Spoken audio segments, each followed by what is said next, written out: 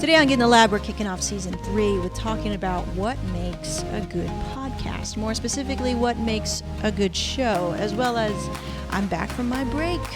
What's new? More on that in 3, 2, 1. Plato said, know thyself. It's not always easy, but it is necessary. This is Get in the Lab.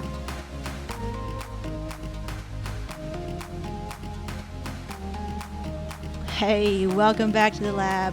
My name is Megan, and thank you for being here. I'm really lucky to have you. So here we are, guys, in season 3. New setup, new digs, red everywhere. Nah, nothing's really changed that much, but I'm really happy to be here, guys. There was a lot of stuff that went down. We're gonna talk about what makes a good podcast, what makes a good show. More specifically, more on that a little bit later. But first, let me tell you about my break. Okay, so I went on a break from making content and hid that overwhelm, taking a break by calling it, hey, let's end it. Let's call this season 2 finale. And it was quite a sudden drop off of the show and making decisions very quickly, because that's kind of how I am. When I'm like half a degree off course, it's like, drop it. I got to let go of everything. I got to figure out my shit. I got to calm my ass down. And that is what happened. And that's just kind of who I am. So thank you for bearing with that. And I wanted to say a big, fat, sloppy, wet kiss thank you to all of you guys, lab rats out there who either replied back to me or messaged me or talked to me over the phone about during this time when I was really questioning myself and questioning the validity of the show and why I should be doing it. And even today I had a talk with another fellow lab rat who's going to be joining me at our first ever workshop under the Get in the Lab moniker, and just really being there to support me. And I'm really grateful for the small, tight-knit community that we have here in the Get in the Lab podcast.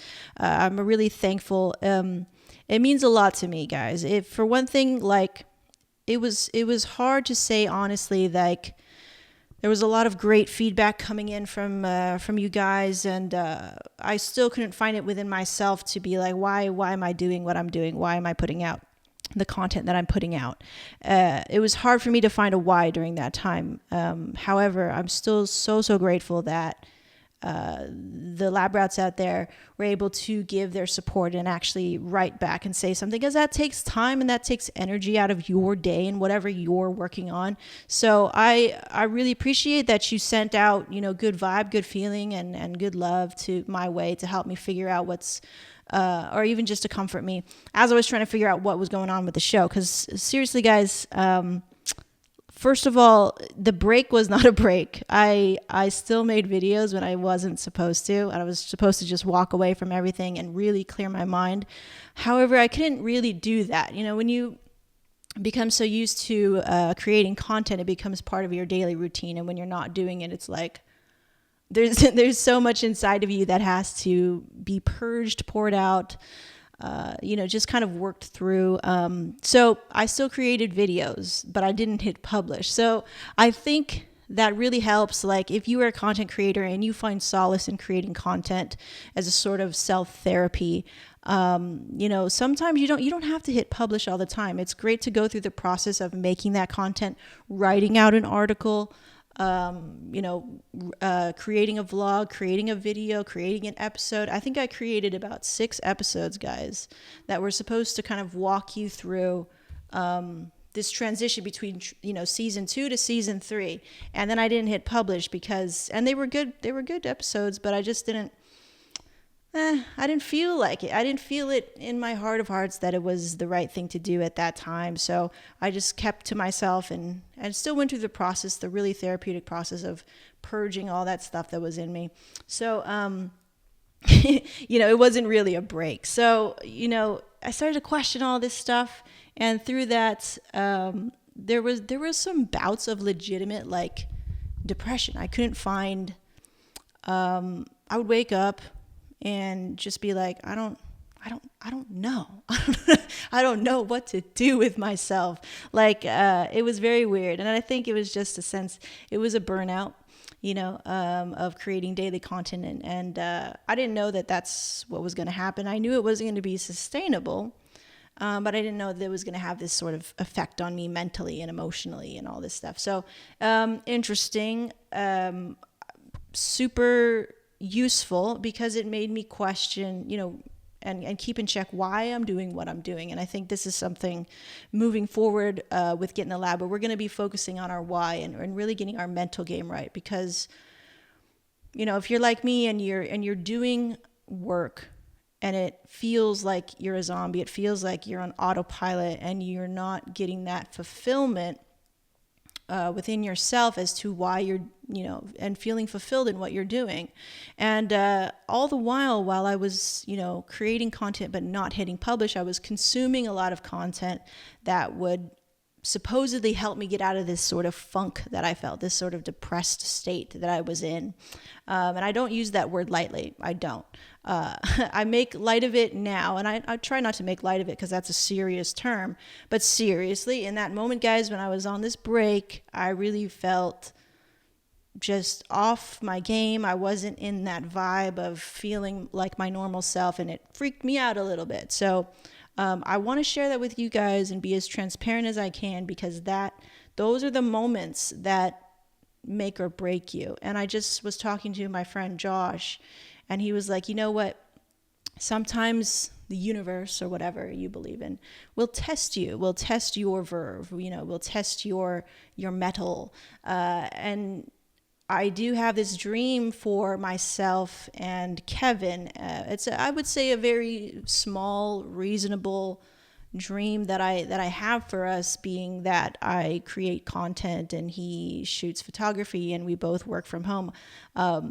I have this dream and a vision for us, and part of that dream and vision, there's a lot of these ups and downs that you have to go through, not just making money online or making money doing business. There was so much other things in that dream that I feel you're gonna be tested. You're gonna be tested. How bad do you really want it? Because a lot of us will say, yeah, I can do it. I can make content. I can launch a channel and podcast. But what happens when you don't feel it? Are you going to push through? Are you going to quit like I almost did? Or are you going to persevere? So sometimes when you have these moments that they're really like identity crisis sort of feeling, like, who am I? What am I doing? That's an opportunity for you to realize, I'm being tested, and am I going to pass this test? And there is no,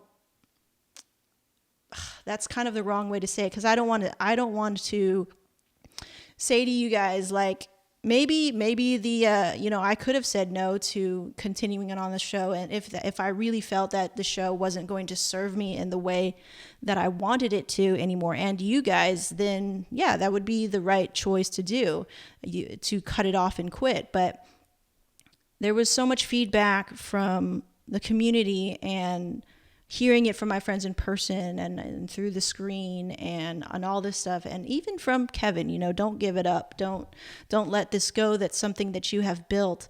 There was still more here to develop and push through, and I was being tested in that moment. And so for what it seemed like a really long time, which was really seriously only like a week maybe of feeling like that, feeling lost, feeling very unsure, and almost quite literally giving into self-doubt and fear, that was just being tested. And so I'm really happy that the community was courageous enough and gracious enough to share your thoughts with me, so that you could help me realize that I was being tested.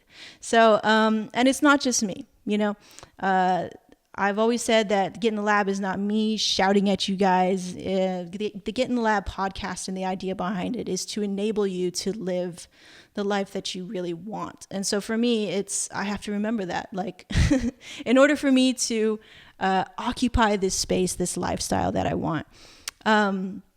Sometimes I have to be tested to see if I'm the person that deserves it. Right. So I think a lot of times in life, there's going to be moments like that when you will be tested. And the more that you can be self-aware and realize, oh, I'm being tested right now. That's why this shit is hard. That's why this shit is hard, because I'm being tested. And it makes you put things into perspective is what I'm saying. All right. So that was a really long intro back into, but we'll keep it kind of loose here. So I survived. I'm back. I hope to be putting forth a new show for you guys that's really going to focus on what it takes. We're getting in the lab, right? We're working on our shit. We're trying to be better people. We're getting in the lab. So I'm excited once again. So I'm just really thankful you guys are here. Okay, so let's move on to the next segment.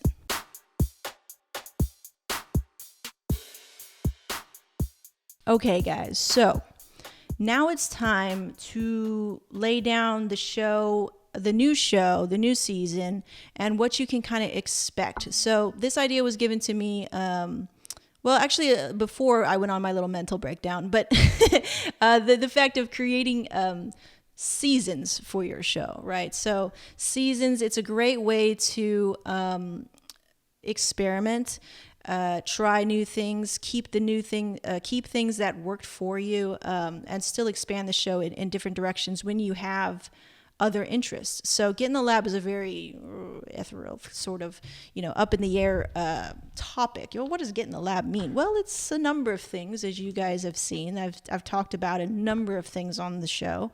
And now we're going to take it in a direction in season 3 that is a little bit more refined, more tighter in its delivery and packaging. Because last season was just like, here's everything I can do all of this stuff, and look at it, a sort of selfish way of creating content. So I want to be a little bit more responsible with this platform that I have. I've obviously have a little bit of an audience here, and I feel like I'm not being respectful of that. So I want to create something that is indeed something that I can be proud of when I look back upon it.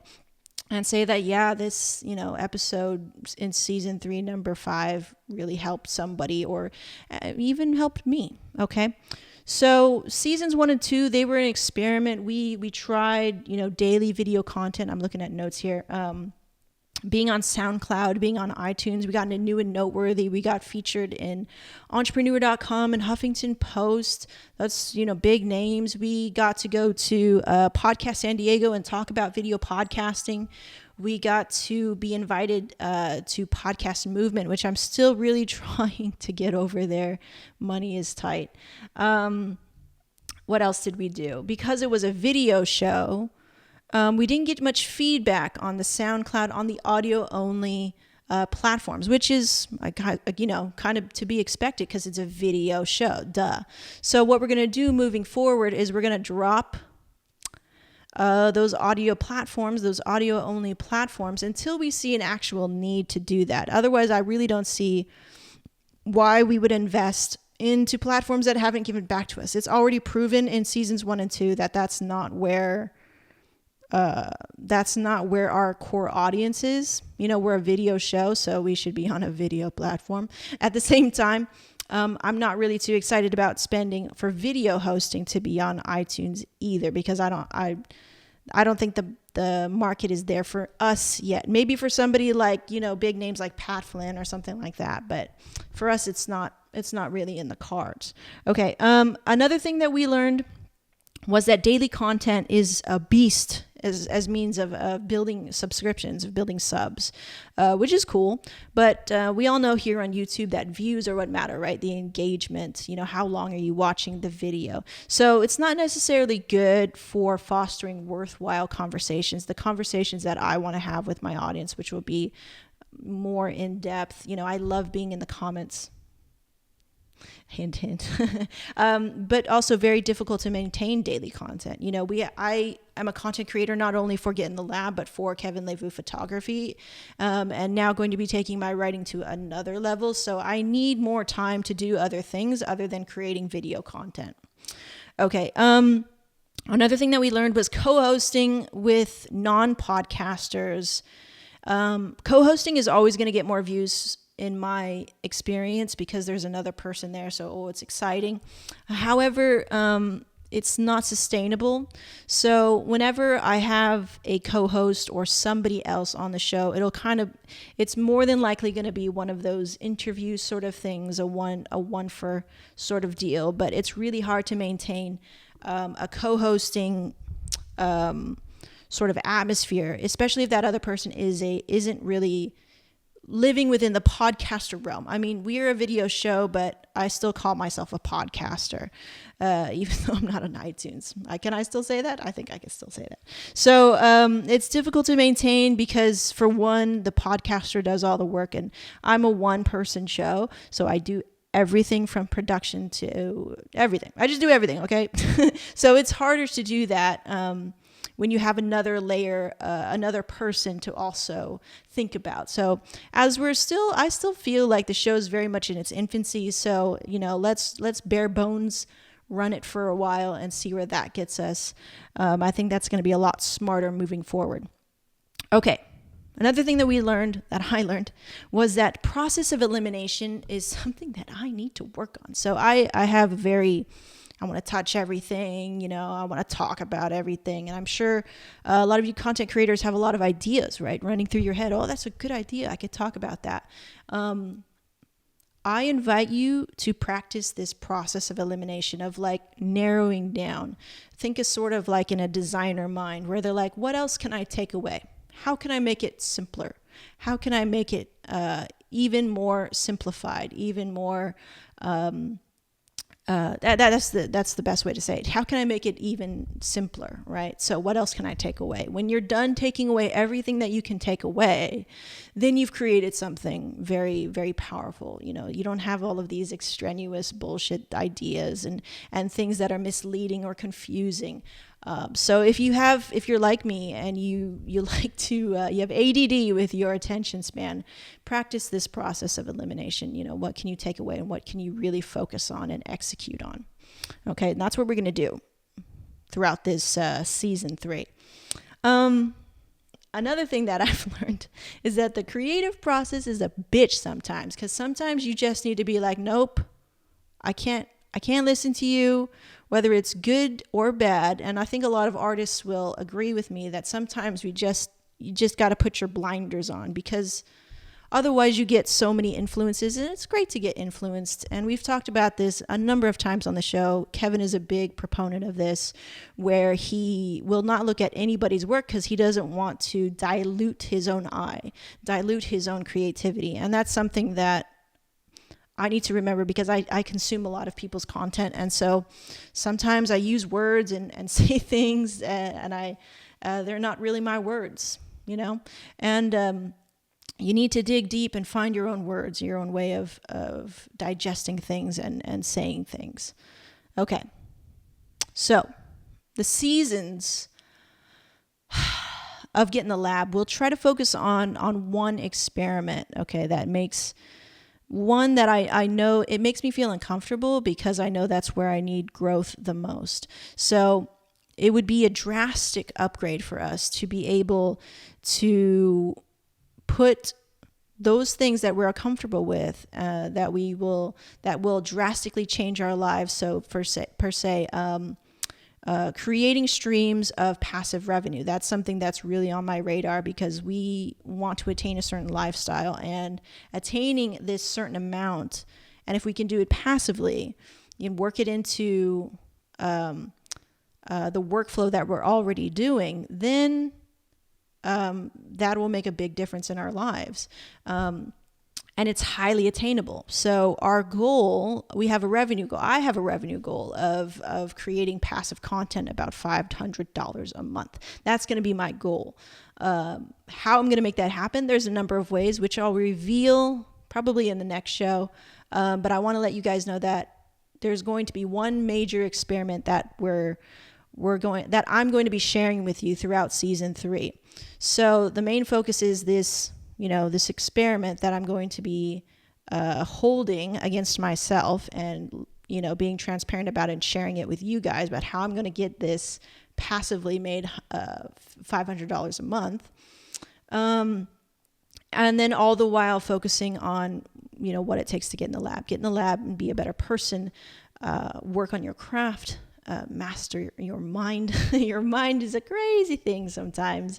And like I have just experienced, and I know that I will experience it once again. And so I really want to explore that here on Get in the Lab. Now that it's just me and that this is the topic, that mental game that I really want to dig into.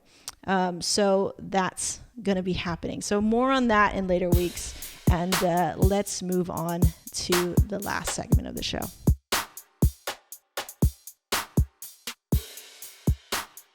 All right, guys. So we're in the last rung of this show. On this first episode on season 3. And if you've made it this far, good on ya. All right. So what makes a good show? That's such a broad freaking question. But if I could break it down, for those of you thinking about starting a podcast or a channel or creating some sort of consistent, regular content, there's a couple of things that have stood out to me as I look at other people's content or when I feel the best when I'm creating content. And that is that the creator is just super unapologetic about who they are and how they deliver their message. This is something that you see something special in somebody, and that is that they're just totally themselves. Maybe they're afraid to be themselves, but they do it anyway because they have no other way to be. And I think that's really powerful. The moments when I feel like when I'm being me, that's when I'm creating my best content, especially when I'm writing. I think when I'm writing, the best side of me shows. And you don't, because you get to take out all the ums and the ahs and the weird, whatever. You just see the words. And so that, I think when I'm writing, I'm unapologetically myself, and I want to bring that sort of confidence into everything that I do and how I deliver content and how I deliver my message here on Get in the Lab, or our message, right? Number 2, or another thing, would be that the show respects the audience by putting in the work to cradle them with the information that they're giving. So they don't leave them hanging. The best shows in my experience are, they've got epic show notes. If they were talking about, heavy information, they give you just enough brand personality through the content creator, through the show itself, the production quality, the setting, the audio, the video, the different camera angles. If it's that kind of show, they take care of you, as a creator. They respect you in that, hey, I respect that you're taking time out of your day to consume this. So here is my best work. Here's the best that I can do in this very moment. And I think that's really important. And, some shows, they get away with just, if you were not a part of their audience, you would be like, that's not the best you can do. You can do better than that. But it's like they understand that that's what their audience wants and expects. So they keep on delivering that. So again, if I didn't mention it, a consistency. So they meet the expectations of their audience. Did this fall off? There you go. Okay. Number 3, or another thing, they transport you seamlessly into their world, or into this world, right? The Get in the Lab, the laboratory world. So it'll be kind of hard to transport you into this world if I keep changing the setting all the time, right? So sorry about that. I'm learning as I go, and I'm learning what attracts me kind of subconsciously to shows as well. Because I figure, if something attracts me, then, maybe it'll attract somebody in my audience here in the Get in the Lab podcast. So I belabored for probably a good 2 hours on whether or not to record here in this space where I'm recording right now. And I was like, I don't want to kind of be in the open, and I don't want people to hear me. And again, this fear coming out of this body. And it's just something that I think everybody struggles with. And I want you guys to know that, how I deal with the fear of putting myself out there in this way. I'm still not used to it. I'm still not used to it. And this is the number one thing that people say to me when I tell them I'm shy or I'm introverted. They go, "No, you're not. You're so natural on camera." And this is a skill, guys. This is a skill. Whatever you're seeing here and you think this is good, this is a skill. It's very much practice. I've been rehearsing and always kind of struggling with that inner confidence for sure. So just know that even though you may be freaking out, right? You may be freaking out, or maybe you don't like the sound of your voice, or it's quivering right now like mine is right now because I need some water. Just know that there's somebody on the other side of that lens who needs to hear this message, perhaps, or maybe needs to hear it. You don't know. You don't know who's listening to your content or watching your content. And the person that needs to hear that message needs to hear it dearly sometimes, right? So you never know. So push past that stuff, that crap that you feel inside. It's your ego trying to protect itself. I'm always remembering this line from my friend Josh. It's your ego trying to protect itself. It's being a little bitch in there. So, just shut that person up, that ego, shut that person up and move past it and feel good in this energy that you could, be really helping somebody out or brightening up somebody's day or inspiring somebody to take action and actually change their life, right? That's powerful. So, there you go. Those are the kind of things, kind of like subtle things, right? That make a show good, that make a show great, in my opinion. It's my opinion. What would you add to that list? What is it that makes a show good for you?